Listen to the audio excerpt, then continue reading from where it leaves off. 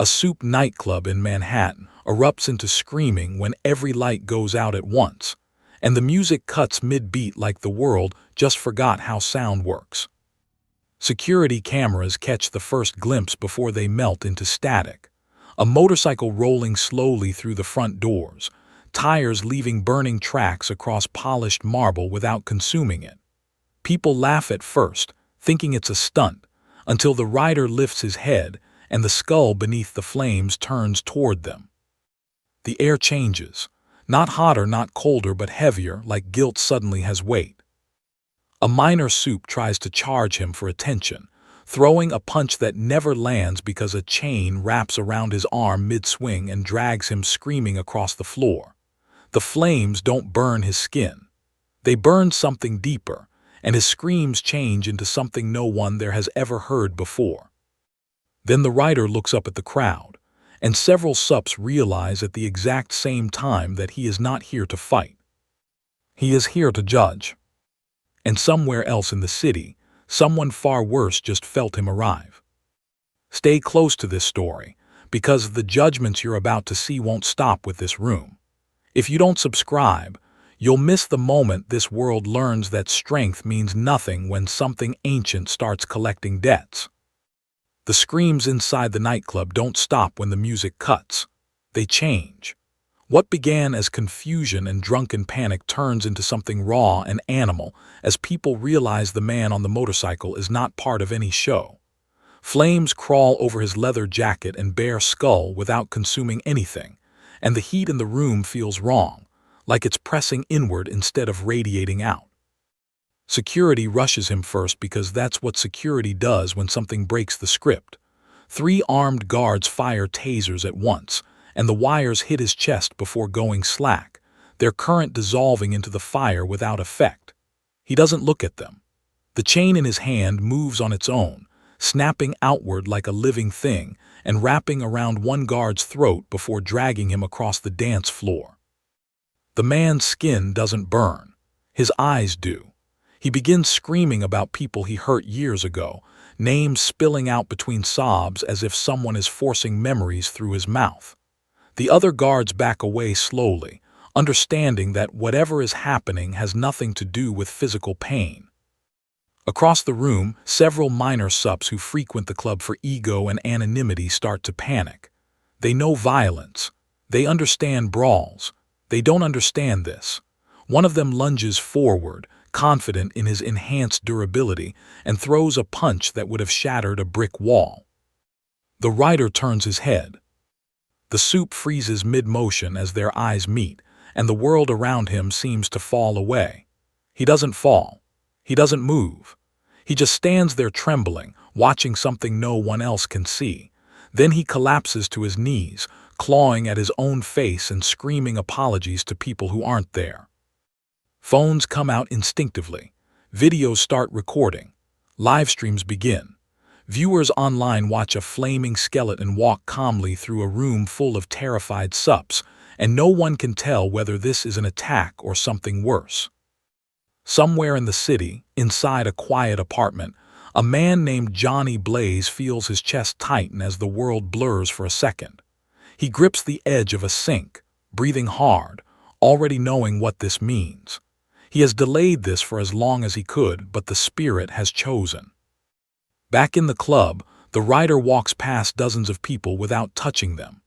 Innocents press themselves against walls, crying, confused why they're being ignored. Supes try to slip toward exits and find the chain blocking their path like a barrier that appears before they can reach it. The flames brighten slightly whenever he passes someone guilty, and dim when he passes someone who is. A bartender drops to his knees, shaking, begging for forgiveness for things no one else in the room knows he did. The rider pauses in front of him, tilts his skull slightly, and then keeps walking. The bartender sobs in relief, realizing he has been seen and judged but not condemned. Outside, sirens begin to approach as police respond to frantic calls about a fire and a riot. The doors of the club blow outward suddenly as 2 Supes try to escape at full speed. They crash onto the street and scramble up, looking back in horror at what they left behind. The rider rolls the motorcycle forward through the broken entrance and into the night air. The tires leave burning tracks on the pavement that glow for several seconds before fading without damage. Officers arriving on the scene shout commands and aim weapons they don't fully understand. One officer fires first. The bullet hits the rider square in the chest and falls to the ground, flattened, as if it struck a wall of steel. The rider doesn't react. He simply looks toward the officer, and for a moment the man feels his stomach drop as if he's being weighed by something invisible. Then the rider looks away.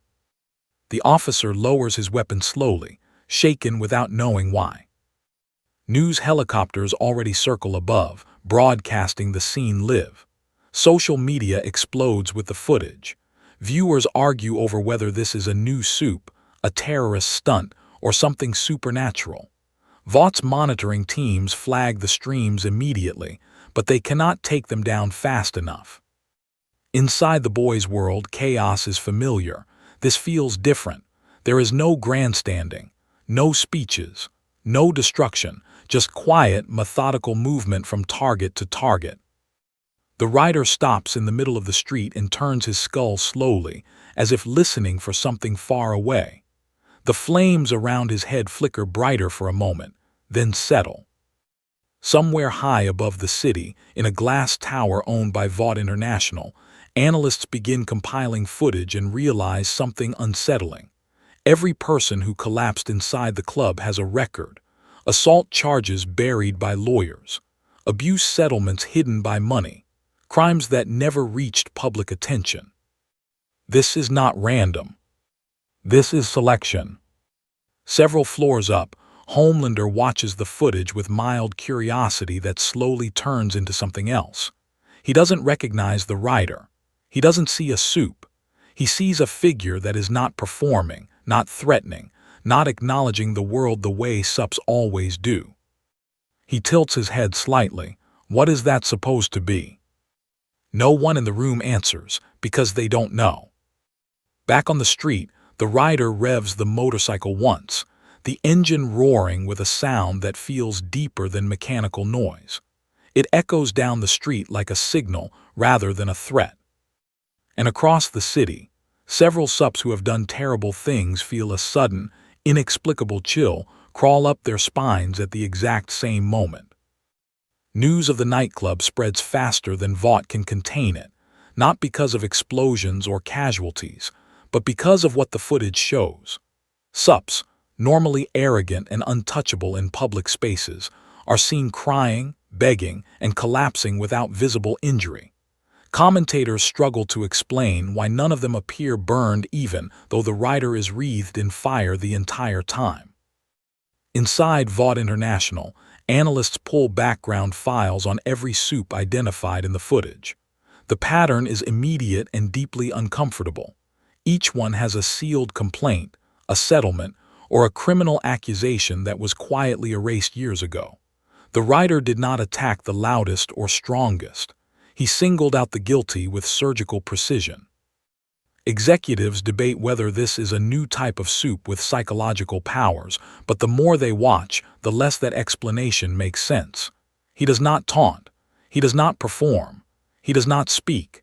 He moves with purpose that looks more like obligation than intent. Across the city, a mid-tier Supe named Firestorm, known for public charity work and private brutality, watches the footage in his penthouse apartment with growing unease. He laughs at first, trying to convince himself this is theatrics. Then he remembers things he has done that no one else knows about, and the laughter dies quickly in his throat. He pours himself a drink with hands that are slightly unsteady and tells himself this is paranoia. Supes do not fear anything. That is part of the identity Vought has built for them. He turns the television off and tries to sleep. Hours later, he wakes up because the smell of smoke fills the room. He sits up in bed, heart racing, and sees nothing burning. The air is clear. The apartment is silent. He walks to the window and looks down at the street far below, trying to calm himself. Then he hears the sound.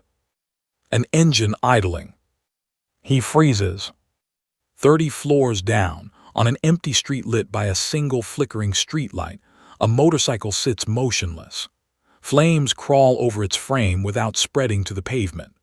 The rider sits on it, head tilted slightly upward, staring directly at Firestorm's window as if distance and glass mean nothing. Firestorm stumbles back from the glass, panic rising fast. He tells himself this is impossible. No one could see him from that far away. No one could know he's here.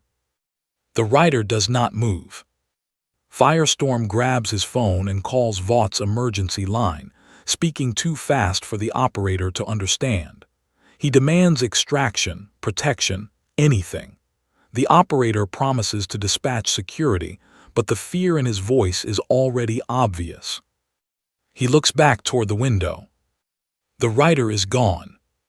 For a brief second, Firestorm feels relief. Then the smell of smoke returns, stronger this time, and he turns slowly to see the rider standing inside his living room. No broken window, no forced entry, just presence. Firestorm's hands ignite instinctively, flames roaring around his fists as he shouts and throws a blast of heat toward the rider. The fire hits him and disappears into the hellfire like water into a furnace. The rider does not flinch. Firestorm tries again, unleashing everything he has. The apartment fills with flames that would have incinerated a normal person in seconds. Furniture burns, curtains vanish. The rider walks forward through it all untouched. Firestorm's confidence collapses into raw fear. He backs into a corner, realizing for the first time that he is not facing someone he can overpower. The rider stops a few feet away and lifts his skull slightly. Their eyes meet. Firestorm's scream begins immediately, but it changes halfway through into something broken and desperate. He drops to his knees as memories flood his mind, not as thoughts, but as lived experiences. Every person he hurt, every cry he ignored, every life he ruined for pleasure crashes into him all at once. He claws at his own face, sobbing, apologizing to people who aren't there. His body remains intact, but his mind is somewhere else entirely. Outside, Vought security vehicles arrive too late. They hear the screams from the street below and rush upstairs with weapons drawn. They kick the door open to find Firestorm alone in the burned apartment, rocking back and forth on the floor, whispering apologies to empty air. There is no rider, no motorcycle, no sign of how this happened. Security stares in disbelief as Firestorm looks up at them with hollow eyes and begins confessing crimes no one in the room knew about. Inside Vought Tower, executives watch the live report from security cameras and feel the weight of what this means. This is not random violence. This is targeted judgment that ignores power levels and public image. Several floors above, Homelander watches the footage quietly. He notices something no one else comments on. Firestorm didn't fight for long. He broke the moment their eyes met. Homelander frowns slightly, trying to understand why that bothers him. Across town, Billy Butcher sees the same footage and leans back in his chair with a strange expression. He's not hunting Supes, Butcher says slowly. He's hunting the ones who deserve it. Huey looks uneasy, so he's helping. Butcher shakes his head. No, he's not doing this for us. Back in the ruined apartment, Firestorm is taken away by Vought medics, still mumbling apologies and sobbing uncontrollably. The story spreads quickly through Supe circles, and a new emotion begins to creep in where arrogance usually lives. Fear. Because for the first time, strength, durability, and fame mean nothing against whatever is coming for them. And somewhere else in the city, the rider sits motionless on his motorcycle, flames rising and falling slowly as if responding to something only he can sense. He is not searching.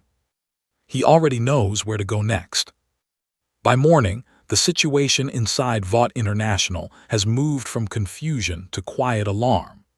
2 incidents in one night, both involving Supes with carefully buried records, both ending in psychological collapse without visible injury, and neither offering any explanation that fits inside Vaught's understanding of power.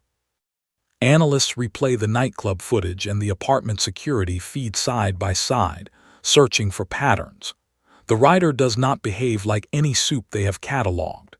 There are no displays of ego, no theatrical gestures, no engagement with cameras or bystanders. He arrives, focuses on a single individual, and leaves without acknowledging anything else in the environment. A behavioral specialist finally says what others are reluctant to admit. This isn't aggression, this is purpose. In a conference room filled with executives and scientists, screens display freeze frames of the writer's skull, his chain, the unnatural fire that clings to him without consuming anything. They debate whether this is advanced compound V mutation, a rogue experiment, or an unknown Supe with psychic abilities. None of the theories hold up for long. The common thread is too precise. Every victim so far has a documented history of abuse, assault, or hidden violence. The writer is not choosing targets based on power. He is choosing them based on guilt. That word sits heavily in the room. Several floors above, Homelander watches the meeting through a glass wall without entering. He listens as scientists talk about psychological effects and unknown energy signatures. He is less interested in their theories than in the pattern they are describing. Guilt. He turns away before anyone can notice the slight tension in his expression. Elsewhere in the building, Vaught's legal department scrambles to cross-reference sealed files with the identities of Supes in the city. They realize with growing unease that if this pattern continues, dozens of high-profile heroes could be at risk, not because they are targets in a war, but because they carry secrets that Vought buried for them. An executive finally asks the question that changes the tone of the meeting. Can this thing be reasoned with? The silence that follows is uncomfortable. The writer has not spoken a single word to anyone. There has been no communication, no demands, no signs of motive beyond action. A scientist answers carefully. It doesn't look like he's here to negotiate. Across the city, Billy Butcher watches the news coverage with narrowed eyes. He sees reporters struggling to explain why Supes are breaking down without physical harm. He sees Vought spokespeople using words like investigation and anomaly without conviction. Butcher leans back and mutters, "They can't spin this one." Huey glances at him, "Because he's not killing them." Butcher shakes his head slowly, "Because he's exposing them." Back at Vought Tower, panic begins spreading quietly among the Supes themselves. Private calls are made between heroes who suddenly feel the need to revisit memories they've tried to forget. Some start convincing themselves they are safe because they never got caught. Others are not so sure. One Supe in particular, known publicly as Silvervale for her clean image and philanthropic work, sits alone in her apartment staring at the dark screen of her television. She has not slept since the news broke. She keeps remembering a night from years ago that she buried under layers of justification. She tells herself no one could know, no one was there. Then her phone vibrates with an alert from a neighborhood camera feed. A motorcycle has just been spotted at the end of her street. Back in Vaught's command room, alarms begin sounding as reports come in from multiple neighborhoods. Sightings of the writer all at once in different places across the city. At first, they assume these are false reports or copycats. Then traffic cameras confirm something impossible. The writer is appearing near multiple locations simultaneously. Not traveling between them, simply present. Executives stare at the screens in disbelief. "That's not possible," someone whispers. But the footage is clear. Same flames, same skull, same motorcycle, different streets at the same time. The classification problem becomes much worse. This is no longer a single entity moving through the city. This is something that does not obey normal constraints of presence. In his apartment, Silvervale hears the distant sound of an engine idling and feels her stomach drop. She walks slowly toward the window, every step heavy with dread. She does not need to look down to know what she will see. Inside Vought Tower, analysts realize they are no longer tracking a threat. They are tracking a pattern of judgment unfolding across the city in real time. And for the first time, someone says the word no one wanted to use. This feels supernatural. No one laughs, because nothing about the last 12 hours has felt scientific. On a rooftop nearby, the rider sits motionless on his motorcycle, flames rising gently as if stirred by an invisible wind. He is not searching for targets. He is responding to something deeper, something that draws him to the guilty without effort. Across the city, Supes begin locking doors, calling security, and convincing themselves that this cannot happen to them. And in the quiet spaces between those thoughts, each one remembers something they hoped would never matter again. By afternoon, the fear is no longer limited to whispers inside Vought Tower. It spreads through private Supe group chats, encrypted calls, and late-night meetings in luxury apartments where heroes who normally compete for attention now sit together in uneasy silence. The conversation is not about fighting back. It is about who might be next. Several Supes begin reviewing their own pasts in ways they never have before. Incidents they laughed off, people they intimidated into silence, accidents they buried with Vaught's money. For the first time, those memories feel less like secrets and more like liabilities waiting to be exposed. One of them finally says what everyone is thinking. He's not attacking us, he's picking us. That realization spreads faster than any rumor.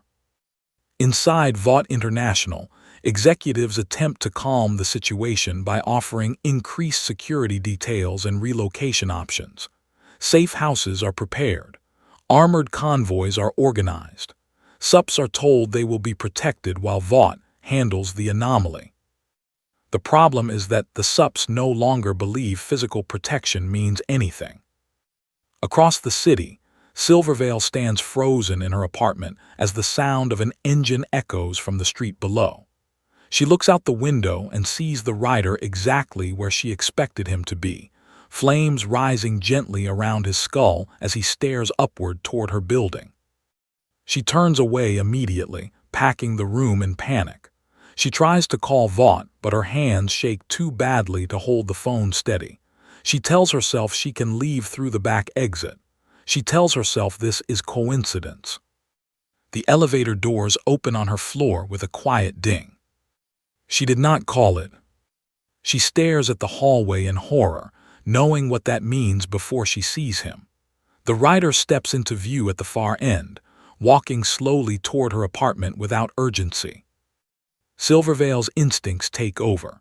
She blasts the hallway with a wave of concussive force strong enough to crack walls and shatter doors. The rider walks through the debris without slowing, pieces of concrete falling away from his flaming frame. She runs. Across town, news stations report multiple sightings of the rider in different neighborhoods. Panic starts building among civilians who do not understand why this figure appears and disappears without harming bystanders. Some call him a demon. Others call him a vigilante. No one agrees on what he is. In a dim safe house, Billy Butcher watches the footage with a growing sense of unease. He has spent years hatting Supes for what they've done, but watching them crumble without a fight feels different from what he imagined justice would look like. Huey glances at him. "You don't look happy." Butcher exhales slowly, because this isn't revenge, this is judgment. Back in Silvervale's apartment, she bursts through a rear door onto a fire escape, climbing down frantically. She can hear nothing behind her, which somehow feels worse than pursuit. She reaches the street and runs into an alley, breathing hard, glancing back every few steps. She slams into something solid. The rider stands in the middle of the alley, waiting. She didn't see him move. She didn't hear him arrive. He is simply there, blocking the only path forward. Silverveil falls backward, scrambling away, tears streaming down her face. "I didn't mean to," she sobs, words spilling out without control. "It was a mistake, I swear I never meant." The rider lifts his skull slightly. Their eyes meet. Her screaming begins immediately, echoing off the brick walls as she relives every moment she buried. Every excuse she told herself dissolves into raw memory. She collapses onto the pavement, shaking violently as apologies pour from her mouth to people who are not present. Windows above the alley open as civilians look down in confusion. They see a woman crying uncontrollably on the ground, and a flaming skeleton standing over her without touching her. Someone calls the police. By the time officers arrive, the rider is gone. Silverveil is still on the ground, whispering apologies into the pavement. Inside Vought Tower, reports flood in from security teams dispatched to various Supes across the city. They are arriving too late every time. The rider appears, judgment happens, and he leaves before anyone can intervene. Executives realize they are not dealing with a threat that moves through space the way people do. He is appearing where he is needed, not traveling there. Several floors up, Homelander listens to the chaos over the intercom system, his expression unreadable. He notices a pattern that no one else comments on. The rider has not approached him, not once. That thought unsettles him more than the attacks. Across the city, Supes begin packing bags and requesting immediate evacuation from New York. Some refuse to leave their homes, convinced hiding will help. Others sit in silence, staring at doors, waiting for the inevitable sound of an engine they know they cannot outrun. The fear spreads through their community like a disease. For the first time, Supes are not afraid of being defeated. They are afraid of being seen. And somewhere in the city, the rider sits motionless on his motorcycle, flames rising and falling as if responding to something only he can feel, already aware of the next name that demands judgment. By nightfall, Vought International stops pretending this is a public relations issue and starts treating it like a containment emergency. Entire floors of the tower are converted into coordination centers as security teams, scientists, and private military contractors flood into the building with one goal: stop the rider from reaching any more Supes. Armored convoys begin escorting high-profile heroes out of the city under heavy guard. Safe houses are activated in undisclosed locations. Helicopters circle overhead, scanning streets for the telltale glow of hellfire. Vought believes that if they can isolate the Supes, they can interrupt the pattern. What they do not understand is that the rider is not following movement patterns. He is following guilt. In a heavily guarded warehouse outside Manhattan, several Supes sit together under bright lights, surrounded by armed personnel and surveillance equipment. The mood inside is tense and unnatural. These are people who normally command rooms with ego and presence. Now they sit quietly, avoiding eye contact, waiting for something none of them can define. A security officer tries to reassure them, explaining that the location is secure and monitored from every angle. He speaks confidently, but his voice trembles slightly as he talks. One of the Supes interrupts him. What if he doesn't care about walls? No one answers. Back in the city, Billy Butcher watches news reports showing convoys and security deployments. He understands what Vought is trying to do and shakes his head slowly. They still think this is physical, he mutters. Huey looks at him. What else would it be? Butcher doesn't take his eyes off the screen. It's personal. Inside the warehouse, tension builds as hours pass with nothing happening. Some Supes begin convincing themselves that the security is working, that maybe the rider can be outrun after all. They start talking again, laughing nervously, trying to reclaim the illusion of control. Then the overhead lights flicker once. Cameras remain active, doors remain locked, armed guards stand at every entrance. The motorcycle engine is heard inside the room. Everyone freezes. There is no door opening, no wall breaking. The rider is suddenly standing in the center of the warehouse, flames reflecting off metal crates and terrified faces. Guards shout and raise weapons, firing in panic from multiple directions. Bullets strike him and fall uselessly to the floor. The rider does not acknowledge them. His attention moves across the Supes in the room slowly, deliberately, like a scale weighing each one. One of the Supes bolts for the far exit, screaming. The chain lashes out and wraps around his ankle mid-stride, dragging him across the concrete back into the center. He claws at the floor, sobbing, begging for help from people who are too afraid to move. The rider stops in front of him and lifts his skull slightly. The screaming begins again, echoing off the warehouse walls as the Supe collapses into a shaking heap, reliving everything he has ever done to others. Guards stop firing, not because they are ordered to, but because they realize they are not part of what is happening here. Across the room, another Supe drops to his knees without being touched, crying before the rider even looks at him. The fear has reached a point where guilt surfaces on its own. Inside Vought Tower, live feeds from the warehouse show the entire event unfolding in real time. Executives stare at the monitors in disbelief. Their fortified location, their armed personnel, their planning, none of it mattered. A scientist whispers, "He didn't enter, he appeared." Several floors up, Homelander watches the same feed, his expression tightening slightly. He notices again that the rider's gaze passes over some Supes without stopping. Those who remain untouched watch the others collapse in horror, realizing that innocence, or at least the absence of guilt, is the only protection. That realization spreads through the room faster than panic. Back in the warehouse, the rider turns away from the fallen Supes and walks calmly through a wall of armed guards as if they are not there. The flames do not touch them. The chain does not move. He simply passes through their line and vanishes from the room as suddenly as he arrived. The engine sound fades. Silence takes its place. Medics rush in to attend to the Supes on the ground, who are now whispering apologies and confessing crimes into the air. Guards stand frozen, unable to explain how someone appeared in a sealed building and left without a trace. Inside Vought, the mood changes from determination to dread. Containment has failed in the most definitive way possible.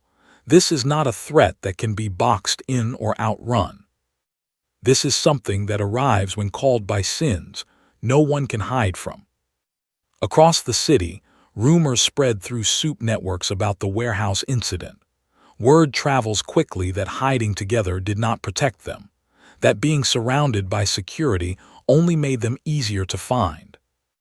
And in quiet apartments and dark hotel rooms, Supes sit awake, staring at doors, listening for an engine they know cannot be stopped by locks or walls. Because they are beginning to understand that the rider does not need to find them. He already knows where they are. By morning, the situation has escalated beyond Vaught's ability to manage privately. Federal agencies step in with quiet authority, bringing in military advisors and intelligence analysts who are less concerned with branding and more concerned with understanding a threat that ignores every rule they know. Convoys of armored vehicles move into Manhattan under the justification of public safety. Checkpoints appear at major intersections. Drones fill the air, scanning streets for heat signatures that do not behave normally. The city feels occupied, but not because of rioting or disaster. It feels occupied because something invisible has forced the government to admit it does not understand what is happening.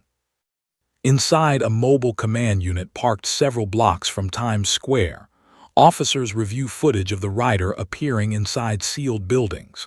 They speak in clipped, professional tones, discussing containment protocols and force projection as if this were any other hostile entity. One officer finally says what others are avoiding: "We don't know if weapons apply here." That uncertainty lingers in the air. Across town, Billy Butcher watches military vehicles roll past from a diner window. He understands the pattern now. Vought failed, so the government is stepping in with bigger tools, assuming the problem is scale rather than nature. Huey looks uneasy. They're going to make this worse, aren't they? Butcher nods slowly. They're about to prove that bullets don't matter. Late that afternoon, the rider is spotted again, idling at a quiet intersection near a residential block. News helicopters pivot immediately. Military drones adjust position overhead. A perimeter forms faster than civilians can react. Soldiers spread out with rifles raised, forming a tightening circle around the motorcycle. Their orders are clear: detain if possible, neutralize if necessary. They do not know what either of those words mean in this context, but training takes over. The rider does not move. A loudspeaker crackles as a commander orders him to dismount and surrender. The words echo through the street, authoritative and meaningless in equal measure. The rider turns his skull slightly toward the voice, flames flickering gently as if stirred by a breeze no one else can feel. A shot is fired. The bullet hits him square in the chest and drops to the ground without effect. The soldiers hesitate for only a second before opening fire in controlled bursts. Dozens of rounds strike him, flatten and fall at his feet. He does not react. The commander orders a heavier response. A mounted weapon on an armored vehicle roars to life, unleashing a stream of high-caliber fire that rattles the entire block. Civilians scream from windows as glass shatters from the shockwave. When the firing stops, the rider is still there, untouched, flames rising steadily. He slowly turns his head toward the armored vehicle. The chain lashes out without warning, wrapping around the mounted gun and ripping it free from its housing in a single violent motion. Metal tears like paper as the weapon is dragged across the pavement. Soldiers stumble back in shock, realizing their equipment is being treated like toys. The rider stands up from the motorcycle and takes a single step forward. The flames brighten slightly, casting long shadows across the street.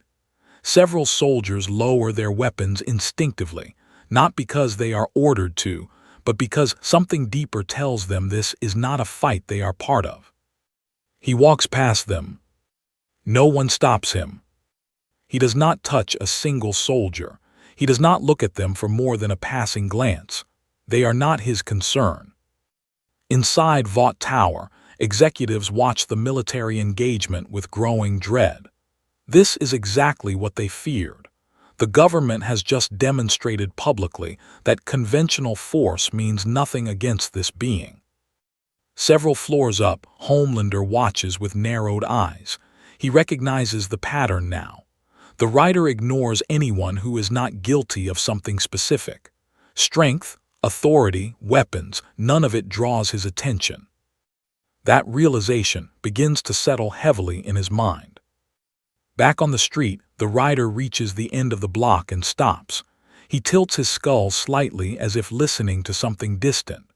The flames around his head pulse once, brighter than before. Across the city, in a luxury hotel room, a Supe with a carefully hidden history of violence feels his heart race suddenly for no reason he can explain. He looks toward the door, feeling dread without understanding why. The rider mounts the motorcycle again. The engine roars to life with a sound that vibrates through the air like a signal rather than noise. Soldiers watch helplessly as he drives past them, leaving glowing tire marks that fade seconds later. Inside the command unit, officers stare at monitors in stunned silence.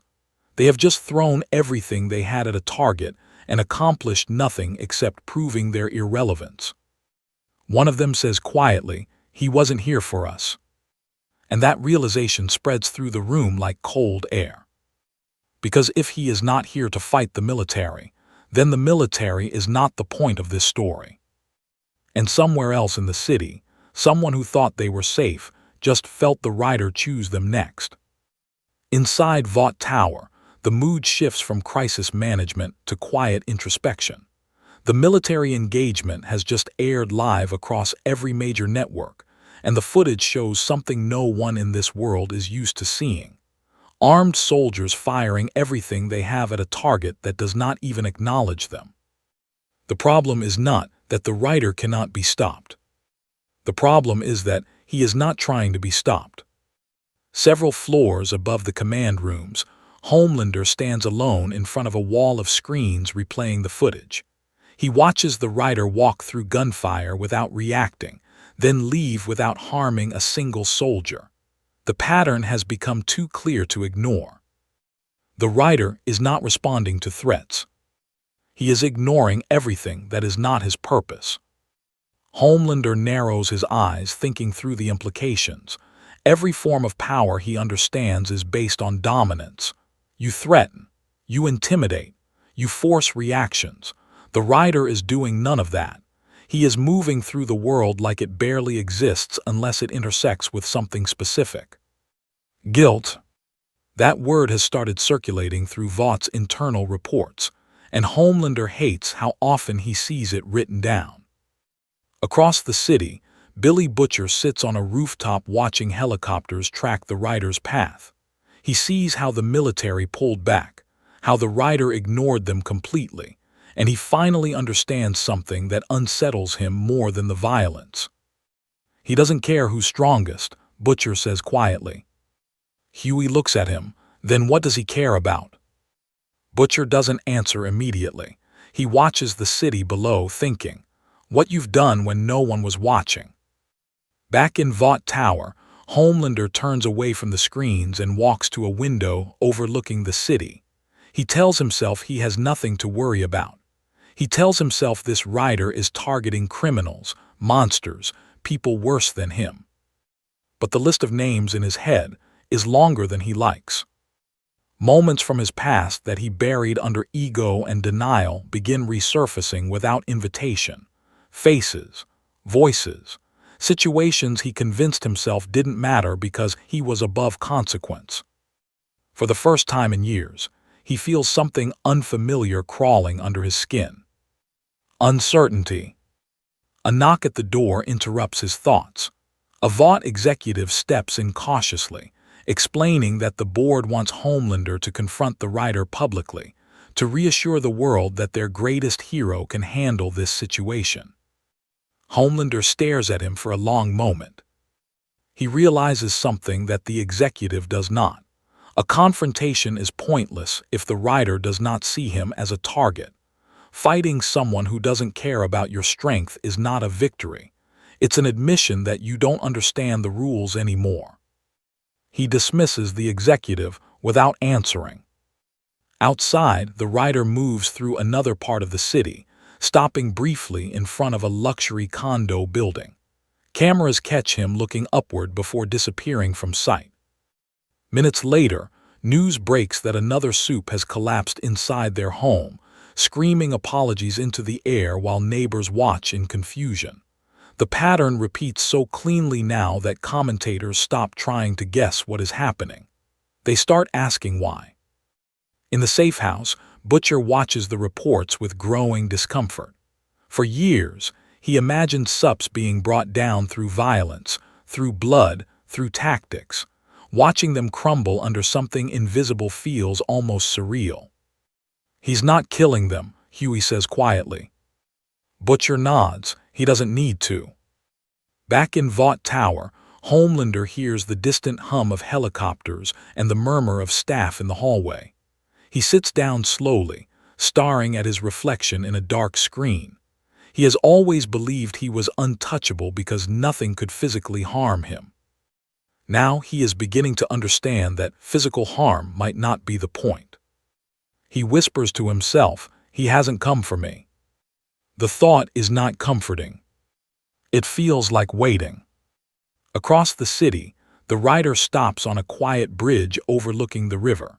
He sits motionless on the motorcycle, flames rising and falling slowly as if responding to something no one else can sense.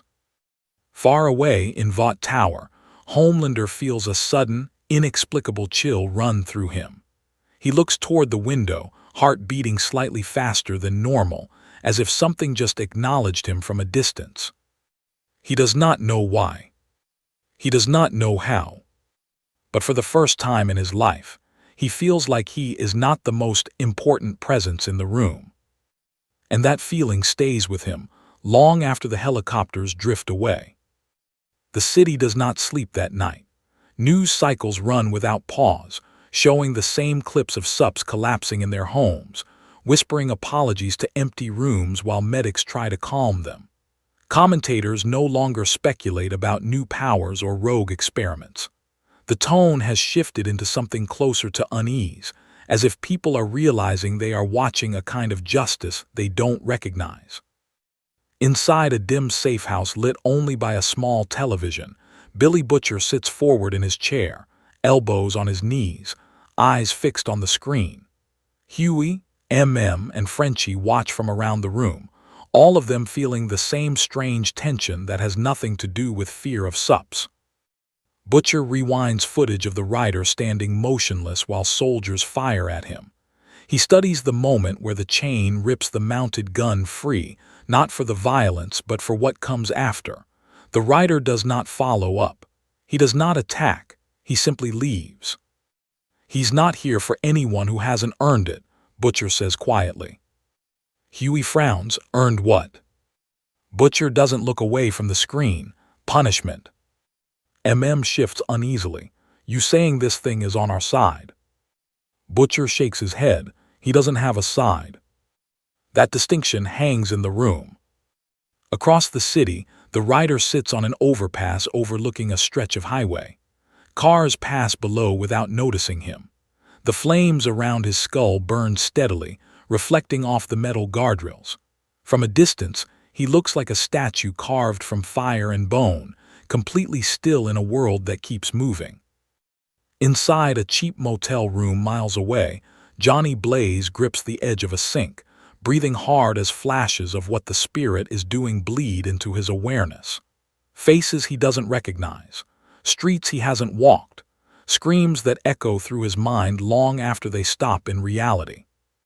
He splashes water on his face and stares at himself in the mirror, guilt and exhaustion written across his expression. He knows he is not choosing these targets. He is only the doorway. Back in the safe house, Butcher stands up abruptly. "I need to see him." Huey blinks. "See who?" Butcher grabs his coat. "The rider." Steps forward. "You don't even know where he is." Butcher looks at the screen, where a helicopter shot shows the rider perched on the overpass. "I've got a feeling he knows where I am." They drive in silence through streets that feel heavier than usual, passing military checkpoints and police patrols that no longer know what they are guarding against. When they reach the overpass, they stop the car a block away and walk the rest of the distance on foot.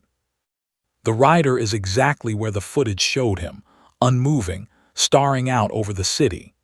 The flames flicker slightly as Butcher approaches, but the figure does not turn immediately.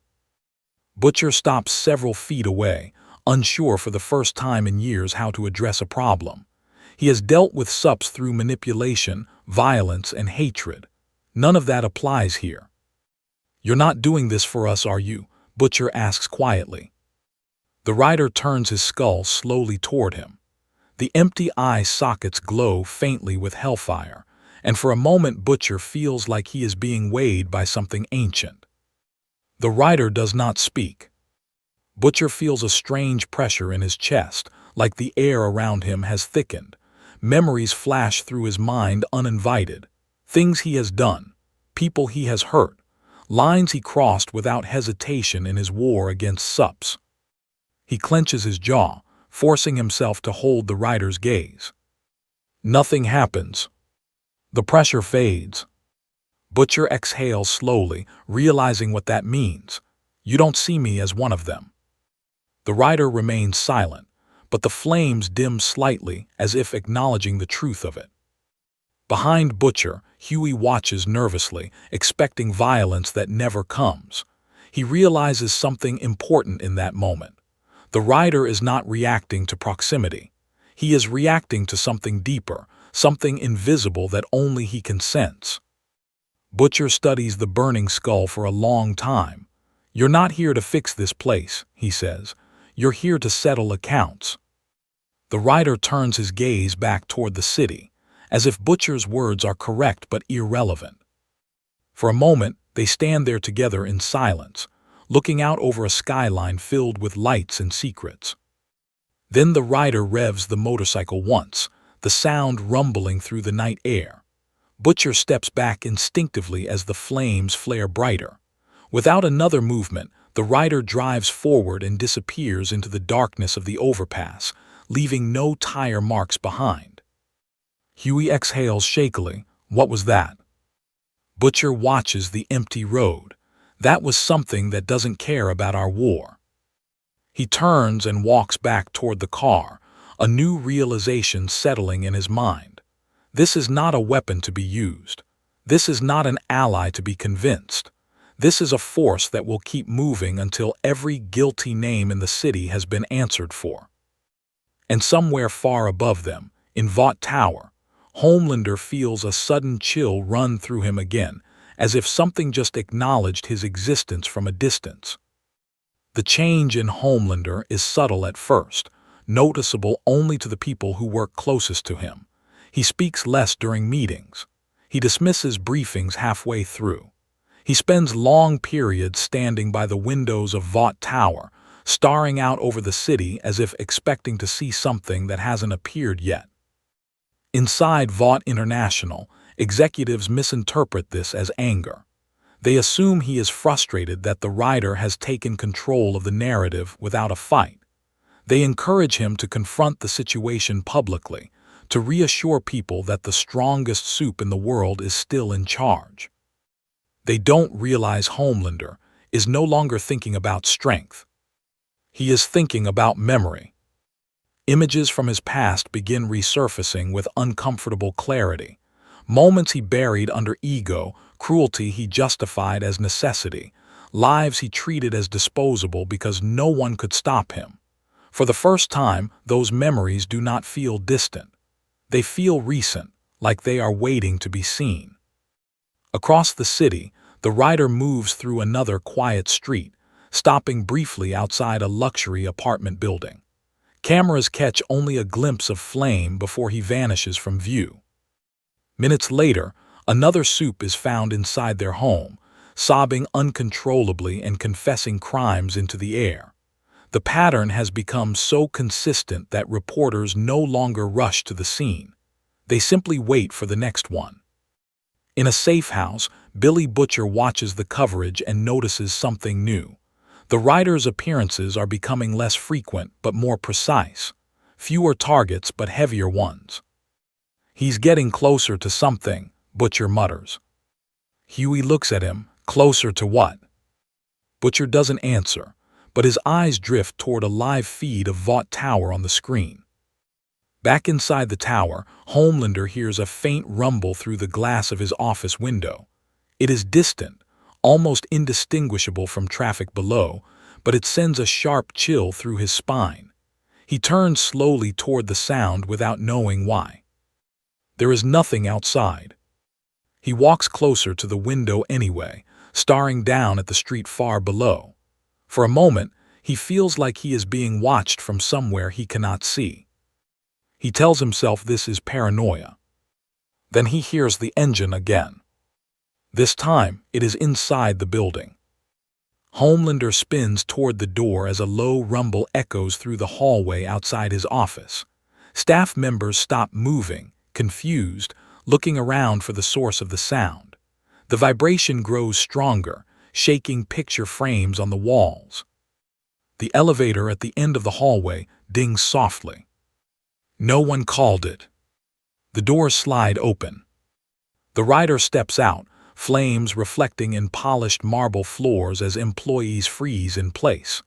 No one screams. No one runs.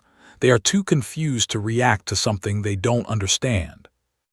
Homelander feels his throat tighten slightly as he watches through the glass. The writer walks slowly down the hallway toward his office, ignoring everyone else. For the first time, Homelander realizes with absolute certainty that this is not coincidence. This is destination. He forces himself to stay where he is, refusing to show fear. He straightens his posture, trying to reclaim control of the moment. When the rider reaches the glass wall of his office, they stand face to face with only a transparent barrier between them. The rider stops. Homelander stares back, his expression calm but strained. "You've made your point," he says quietly. "You want to judge someone, judge me." The rider tilts his skull slightly. The glass wall shatters inward without being touched. Flames reflect in Homelander's eyes as the rider steps into the office. The air feels heavier, like gravity itself has increased. Homelander feels memories pushing to the surface before he can stop them. He grits his teeth and steps forward. "I don't feel guilty," he says, almost daring the rider to contradict him. The rider lifts his head. Their eyes meet.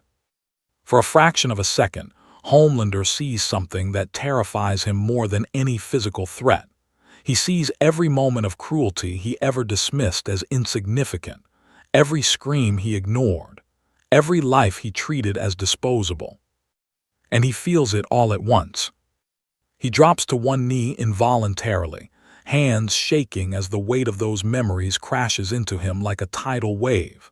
He does not scream at first. He tries to resist, trying to force his mind to reject what he is seeing. Then the screaming starts. It echoes through Vought Tower, a sound no one has ever heard from him before. Employees stare at the office in horror as their invincible protector collapses onto the floor, clutching his head and begging for something they cannot hear. The rider stands over him without moving, flames burning steadily as the judgment unfolds. For the first time in his life, Homelander is not afraid of being hurt. He is afraid of being seen.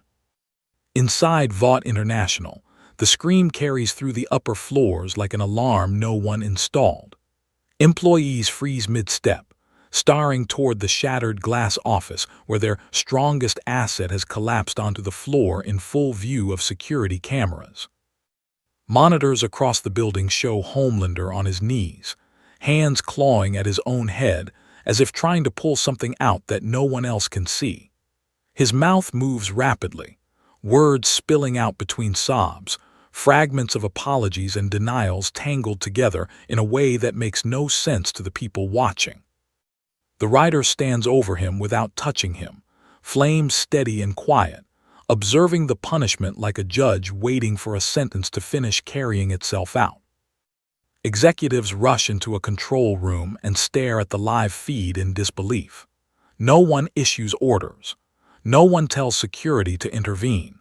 They all understand instinctively that stepping into that room would change nothing except placing them closer to something they do not want to face. Several floors below, staff members gather in hallways, whispering in confusion.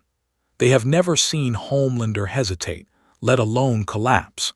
The myth of invincibility fractures in real time as employees realize that whatever is happening has nothing to do with strength. Inside the office, Homelander's screaming turns into broken sobbing. He crawls backward across the floor, trying to escape something that is happening entirely inside his own mind. His eyes are wide and unfocused, staring at images no one else can see. The rider does not move. Security teams finally reach the hallway outside the office and stop abruptly when they see the flames through the broken glass. No one wants to be the first person to step inside. They hold weapons that suddenly feel like props in a situation that has nothing to do with force. Across the city, Billy Butcher watches a helicopter feed showing the upper floors of Vought Tower. He sees the flicker of fire through shattered windows and understands immediately what that means. Huey looks at him. "Is that?" Butcher nods slowly. "He found him." Back in the office, Homelander's voice drops to a whisper as the weight of his memories settles into something heavier than panic. He is not fighting anymore. He is reliving. Every moment he dismissed as trivial now stretches out endlessly in his mind, forcing him to feel the pain he caused without the shield of denial. He looks up at the rider through tear-blurred eyes and whispers, "Make it stop." The rider's skull tilts slightly, flames flickering brighter for a brief moment. Then the pressure lifts. Homelander collapses fully onto the floor, breathing hard, eyes hollow and distant. He does not look like a man who just survived a fight. He looks like someone who has been emptied out from the inside. The rider turns away from him without a word. He walks past security officers frozen in the hallway and toward the elevator at the end. The doors slide open on their own as he approaches. He steps inside and the doors close gently, leaving stunned silence behind. Inside the control room, executives watch the elevator feed as the rider descends through the building. No one tries to stop it. No one knows what that would even look like. On the office floor, medics rush to Homelander's side as soon as the flames disappear from view. They kneel beside him, checking vitals, calling his name. He stares up at the ceiling without responding, his expression drained of the confidence that defined him. For the first time since Vought created him, Homelander looks small. And everyone sees it. News helicopters pick up the shattered windows and begin broadcasting speculation across the country. Commentators struggle to explain why Homelander is being carried out of his own office on a stretcher without visible injuries. The public watches in confusion as their greatest hero appears broken by something they cannot see. Inside Vought Tower, the myth collapses faster than anyone can control. Employees whisper openly now. Executives sit in silence, realizing that the rider has done more damage to their authority in 10 minutes than any scandal ever could. Because this was not a defeat. This was exposure. Across town, Butcher turns off the television slowly. "That's it," he says quietly. Huey looks confused. "That's what?" Butcher stares at the dark screen. The world just saw that Supes can't hide from what they've done. Outside, the rider emerges from Vought Tower and mounts his motorcycle as if nothing unusual has happened. Military vehicles nearby do not approach. Officers simply watch as he starts the engine and drives away into the city streets, flames reflecting off glass and steel. He does not look back. Behind him, Vought Tower stands intact, but something inside it has permanently changed. And in apartments, mansions, and hotel rooms across the city, Supes who were clinging to the hope that they might be overlooked now understand that no one is invisible to the rider. Because if Homelander could not escape being seen, no one can. By the next morning, the footage of Homelander being carried out of his office on a stretcher has reached every corner of the country. News channels replay it without commentary because no one knows how to frame what people are seeing. There are no burns, no wounds, no signs of a fight, yet the most powerful Supe alive looks like he survived something worse than physical injury. Public reaction shifts in a way Vought International cannot control. People are not asking whether Supes are safe anymore. They are asking what Supes have done to deserve whatever this is. Talk shows, online forums, and street conversations all circle the same idea. The rider is not attacking randomly.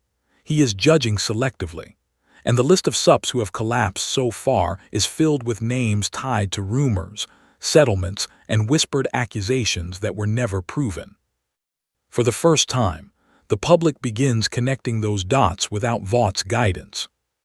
Inside the tower, executives hold emergency meetings in rooms that feel much smaller than they did a week ago. Lawyers argue over damage control statements. PR teams draft scripts that no one believes will work. Every attempt to redirect the narrative sounds hollow compared to the footage people are watching on repeat. Several floors above, Homelander sits alone in a dim room, staring at nothing. He has not spoken since the incident. Doctors say his body is fine, but his eyes look distant, as if he is still seeing things no one else can. He does not argue, he does not rage, he simply sits. Across the city, Billy Butcher walks through a crowded street and notices something unusual. People are no longer looking at Vought billboards with admiration. They glance at them briefly and then look away, as if the images no longer hold the same authority. Huey walks beside him, noticing the same shift. "They're not scared of Supes anymore," he says quietly. Butcher nods. "They're wondering what they've done." That change spreads faster than any fear campaign Vought ever ran. Civilians begin sharing stories online about past encounters with Supes that they were too afraid to speak about before. Old accusations resurface. Lawsuits that were buried years ago suddenly reappear in public conversation. The writer does not need to appear for this to happen. His presence has already done the work. Late in the afternoon, the writer is seen again, sitting motionless on a rooftop overlooking the city. Helicopters circle at a cautious distance, filming without commentary. The flames around his skull burn steadily, almost calmly, as if he is observing the effect he has had rather than causing anything new. No Supes are attacked that day. And that absence makes the tension worse. Because now they are waiting. Inside Vought Tower, executives realize that the worst damage is no longer coming from the writer's appearances. It is coming from the public reinterpreting everything they thought they knew about Supes. The idea that heroes might be hiding terrible secrets is spreading too fast to contain. One executive whispers, "He didn't destroy us, he made people see us." That understanding settles heavily across the room. Back in the city, Butcher watches a news segment where citizens debate whether the writer is a demon or a vigilante. He notices something in their tone that surprises him. They are not afraid. They are curious, thoughtful, almost reflective. He mutters, "He's not the monster here." Huey looks at him, "Then who is?" Butcher doesn't answer. He doesn't have to. As evening falls, the writer remains on the rooftop, unmoving, watching the city as lights flicker on one by one. He does not chase anyone. He does not search. The sense of pursuit that filled the last few days has been replaced by something quieter. Completion. But far away, in quiet rooms where Supes sit alone with their thoughts, fear has not faded. It has deepened into something more personal. They are no longer afraid of being attacked. They are afraid of being remembered. Morning returns to New York with an uneasy calm that feels unfamiliar. Traffic moves. Cafes open. People go to work. From a distance, the city looks exactly the way it did before the writer ever appeared. The difference is not in the streets. It is in the way people look at each other, and at the towering images of Supes that once commanded unquestioned admiration. Those billboards still stand, but they no longer feel authoritative. They feel like advertisements for something people are now examining instead of believing. Inside Vought International, the atmosphere is hollow. Meetings happen out of habit, not confidence. Statements are released to the press, but the words sound rehearsed and fragile compared to the footage that continues circulating online. Several employees quietly resign without confrontation. Others pack up desks in silence. No one knows what the company looks like after this, because the foundation of fear and awe it relied on has cracked. In a quiet recovery room, Homelander sits upright in bed, staring at a blank wall. Doctors and handlers talk around him, but he does not respond. He is not angry. He is not shouting. He is thinking. For the first time in his life, he understands that no amount of strength can protect him from what he has done. Across the city, Billy Butcher stands on a rooftop watching morning light hit the skyline. Huey joins him, both of them silent for a long time as helicopters continue their slow patrols without urgency. "Is he gone?" Huey asks quietly. Butcher watches the streets below. "Doesn't matter," he says. "He's already done what he came for." Far away on the edge of the city, the rider sits alone on his motorcycle overlooking the river. The flames burn steadily, casting reflections across the water. He does not move. He does not search. There is no urgency left in his presence. Johnny Blaze feels the weight of it inside himself, the exhaustion that comes after the spirit has finished what it needed to do. He grips the handlebars tightly, knowing this calm will not last forever. Somewhere, someday, guilt will call again. For now, the city is quiet. The rider slowly turns the motorcycle and drives away along the riverbank. The tires leave faint trails of fire that fade into nothing after a few seconds. There is no explosion, no farewell. No one sees him go except distant cameras that cannot follow where he disappears. Back in Manhattan, life continues, but people move differently now. Conversations include words they avoided before. Stories are told out loud that were once whispered. Supes still exist, but they no longer feel untouchable. They feel accountable. Inside Vought Tower, executives sit in silence as reports come in from across the country. Old cases reopening, civil complaints resurfacing, citizens demanding answers that were once buried under legal agreements and fear. The rider did not dismantle their systems. He forced people to look at them. On the rooftop, Butcher lights a cigarette and watches smoke drift into the air. He thinks about everything he has done in his war against Supes and realizes something uncomfortable.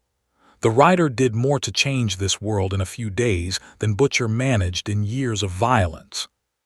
Not by fighting, by judging. As the sun climbs higher, the city settles into a new normal that looks identical to the old one on the surface. But underneath, something has shifted permanently. People no longer assume heroes are good. They no longer assume power means safety. They have seen what happens when something older than fear starts collecting debts. And even though the rider is gone, no one in this world can go back to pretending they are unseen. Because somewhere out there, judgment still exists. And it now knows the way back.